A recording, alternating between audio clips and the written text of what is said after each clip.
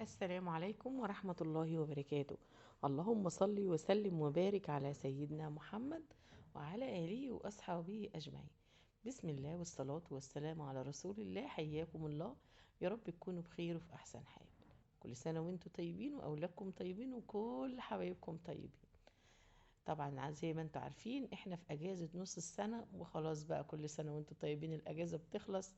حبينا كده ايه نشوي حبة ذرة ونعمل شوية شاي كده على الولعة. ربنا يا رب يسعد أيامكم، اللهم آمين يا رب العالمين. عايزة أقول لكم شاي الولعة ده تشربي منه كم مرة ما تزهقيش. حاجة كده ما شاء الله، بيبقى طعمها جبار بجد. يا رب يديم عليكم الضحكة يا رب، ويسعدكم يا رب، ويدوم عليكم السعادة، اللهم آمين. زي ما انتوا شايفين كده الذرة المشوية بقى وجمالها وحلاوتها. تعالوا هنا بقى كمان نعمل أحلى دور شاي تاني. طبعا الشاي بتاع الولعة ده حبايبي، يعني بصوا بتعملي دور واتنين وتلاتة، لانه بجد بيبقى طعمه جبار ما شاء الله. زي ما انتوا شايفين كده بقى ايه الجو، يعني اليومين دول حلو بصراحة. الجو عندنا يا جماعة دفع حلو، يعني مختلف جدا عن الكام يوم اللي فاتوا. ربنا يا رب يسعد ايامكم ويجعله شهر مبارك عليكم. وتعالوا بصوا هنا شايفين بنقلب شاي اهو تاني برضو. ربنا يبارك في عمر زوجي يا رب ويديله الصحة والعافية. عملنا حوالي كام دور، لأن طبعا كذا حد دخل علينا من حبايبنا. ربنا يا حبيبي يجعل دايما بيتك مفتوح كده بحسك يا رب، اللهم امين. وبنشوي دورة تاني زي ما انتوا شايفين اهو. والسوق برضو كان عندنا دورة تاني بنشويها، بس النور كان عامل برضو يا جماعة معانا، يعني عمايله مش عارفة. اللي زينا كده في موضوع النور ده يعرفنا. طبعا ده كان تاني يوم بقى. نهاركم ابيض بقى وزي اللبن الحليب. طبعا الفيديو ده بتاع الذره والشاي كان بالليل. قلت لكم هقول لكم على تحويجة البن. بصوا هنا انا بمسك البن اللي هو حبة بن مع اكس اول محوج، وبحوجه في بولة كده وبقلبه على بعضه، وبنعمل بقى حبة قهوة يا جماعة بجد بيبقى حلو قوي ما شاء الله. طبعا لما بتقلبيه على بعضيه بقى بترجعي تاني بقى تفضيه في البطرمان وتعملي القهوة. اعملي القهوة بالطريقة دي وهتدعي لي. ربنا يا رب يجعل دايما بيوتكم عمرنا بالخير، نهاركم ابيض وزي اللبن الحليب يا رب العالمين. بصوا هنا انا من الناس اللي بتحب تسوي القهوه على نار هاديه قوي. بصوا بقى الجمال، بصوا الجمال يا سيدي على القهوه ام وش دي بقى، بجد بتوديني في حته تانية. شوف وشها كده بضعف. ربنا يا رب يسعد قلوبكم ويبارك فيكم. آه، طلب بسيط منكم بس، يعني ان المشاهدة للفيديو ربنا يا رب يسعدكم، لان بجد المشاهدات عندي واقعة جدا على الفيديوهات. انا بنزل فيديوهات قصيرة، اتمنى منكم تتواصلوا معايا على الفيديوهات القصيرة، لان احيانا ما بقتش اقدر انزل يوميا. طبعا انتوا عارفين بيبقى ظروف خارجة عن ارادتنا. طبعا كل سنة وانتوا طيبين بقى. تفريزات البسلة بقى، يعني مش هنقول له رمضان يا جماعة، لطول السنة. لأن رمضان ده عايزة أقول لكم بيبقى أقل أكل في الشهر. الناس بتفطر بحاجات بسيطة كده وما تلاقيش حد ليه نفس بقى، لأن بيبقى فيه عصاير وفيه حلويات. ربنا يدوم عليكم يا رب نعمته، اللهم امين. طبعا البسله كلكم شطار. انا بصوا فصصتها زي ما انتم شايفين كده، وما بعملش فيها اي حاجه تانية يا جماعه، غير ان انا بعبيها في الاكياس وبطلع الهواء من الاكياس وبربطها وبروح شايلاها في الفريزر. ما بفتكس فيها يا جماعه، هي بعينها بالطريقه دي وبتبقى اللهم بارك جميله جدا وزي الفل. وزي ما قلت لكم امشوا والله ببركة ربنا سبحانه وتعالى، هتلاقوا بصوا كل حاجة سهلة وبسيطة. يعني هنا احنا فصصناها وعملناها اهو. طيب ممكن تعمليها بقى انت بميه سخنه زي بتاع، بس انا دي طريقتي وما بحطش معاها الجزر يا جماعه. انا بحط الجزر لو طازه، لان طول السنه الجزر موجود. ماشي، حد يقول لي طب يا اميره ممكن ما نلاقيش الجزر.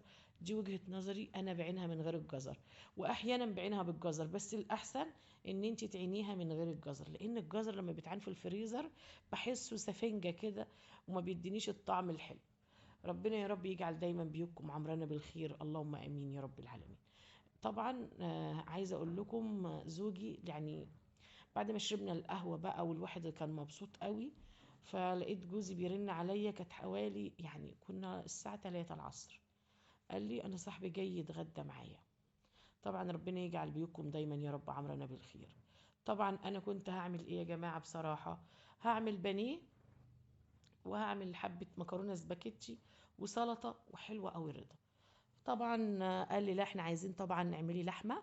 فعملت طبعا لحمة وهعمل بسلة بقى، وهعمل جنبها البانيه، وهعمل طبعا رز جنبها، وربنا يعني يدوم علينا نعمته يا رب، اللهم امين. طبعا هنا بنزل باللحمه وبحط عليها فلفل اسود، وطبعا اللحمه ما شاء الله مش هتاخد سوا، وربنا يحسن ما بين ايدكم يا رب.